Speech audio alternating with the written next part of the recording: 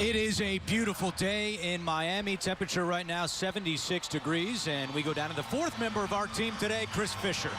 For the Ravens to improve to 5-0 against the Dolphins under John Harbaugh, he said they have to get pressure on Ryan Tannehill, contain him in the pocket, and get in his face. Last season, the Ravens were able to sack him 6 times last year here in Miami. As for the Dolphins, Joe Philbin told us the defense has to get off blocks, gain separation, and attack Justin Forsett.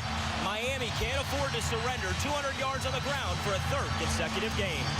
Yeah, first time they've done that, Chris, since 1990, trying to fix that run defense after that huge drive. As we go down to the field, Chris Fischer. Joe, the Ravens were able to counter here and grab some momentum heading into half. How do you come back out in the second half? Well, we're getting the ball to start the second half. We've had some production on offense, a couple drops, a sack here or two in the second quarter. We're playing well. We just got to keep playing better. They seem to have been able to step up with their offensive attack here late in the second half.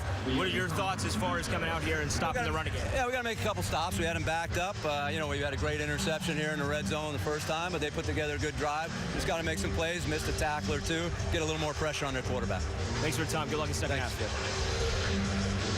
That's the end of the first half with the score. Miami 10, Baltimore 7. We'll be back start at the 20 as we go down to the field and check in with Chris Fischer.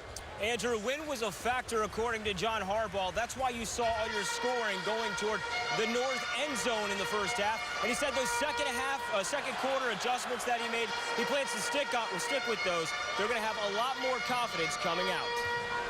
Yeah, Chris, it's a great point, something we discussed up here in the booth. Here. Flacco leading the way, and he talked with Chris Fischer after the game.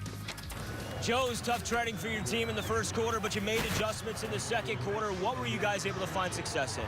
Hey, man, I'm proud of our guys. It was definitely tough. I think we were 3 straight 3-and-outs. Our defense did a great job as the game went on, really fighting and not letting that hurt them.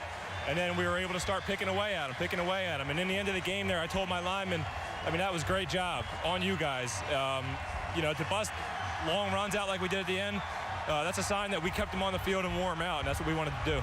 You had 4 runs today, first downs and touchdowns. That's all they were about. What is that like? Because you're not known for your legs. Hey, when you have to take them, you take them. I'll take the QB sneaks for touchdowns. They're pretty easy. You usually got to take a shot in the head, but when you get a touchdown, no big deal. So it's nice. You called this an elimination game practically, staying alive in the playoff picture. What does this mean for your Baltimore team? Yeah, it's big. These games are all big. Obviously, all 16 end up being pretty big. But when you get down to this time of the season and when you can see, for yourself very clearly all the teams that are right up there, you got to win football games. And it was a great job coming down here and really playing a full 60 minutes. Thanks, Joe. Best of luck to you moving forward. Appreciate it.